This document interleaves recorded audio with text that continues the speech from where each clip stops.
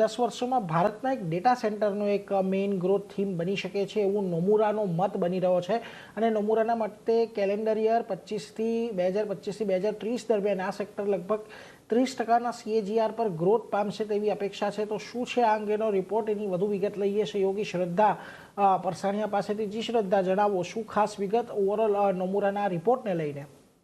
જી, તો નોમુરાને data centre theme અત્યારે પસંદ આવી રહ્યું છે। ખાસ કરીને તેઓનું કહેવું છે કે ભારતની જે ડેટા સ્ટોરી છે તે આવનારા 10 વર્ષની જે વધુ ગ્રોથ વાળી થીમ રહી શકે છે અને ડેટા સેન્ટર શેર્સમાં પણ એટલે કે ડેટા સેન્ટર્સને રિલેટેડ જે શેર્સ છે એમાં કરંટ CY 25થી લઈને 30 સુધીમાં 30% સુધીનો CAGR ગ્રોથ પણ સંભવ તેઓને લાગી રહ્યો છે તેઓના મતે।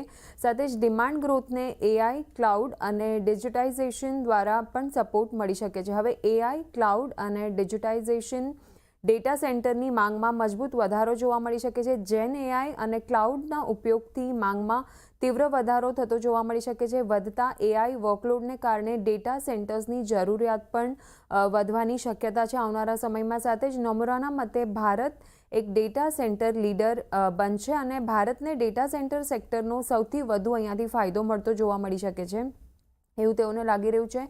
ડેટા બનાવવાનો જે ખર્ચ છે તે ફક્ત 6 થી લઈને $7 મિલિયન પર મેગાવોટ છે અને જે વિકસિત દેશોમાં આ ખર્ચ 10 થી લઈને $18 મિલિયન પર મેગાવોટ છે અને ભારતમાં કેપેક્સ ખર્ચ ઘણો ઓછો છે।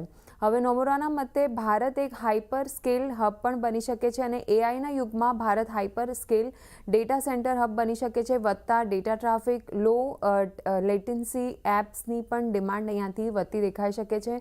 જીઓપોલિટિકલ ડાયવર્સિફિકેશનનો પણ ફાયદો અહીંયાથી ભારતને મળી શકે છે અને ગ્લોબલ ડેટા સેન્ટર ક્ષમતાથી શેર વધવાની પણ અપેક્ષા છે જે 1.5% લઈને 2 થી લઈને 3%ની રેન્જ સુધી વધી શકે છે અહીંયાથી શેર।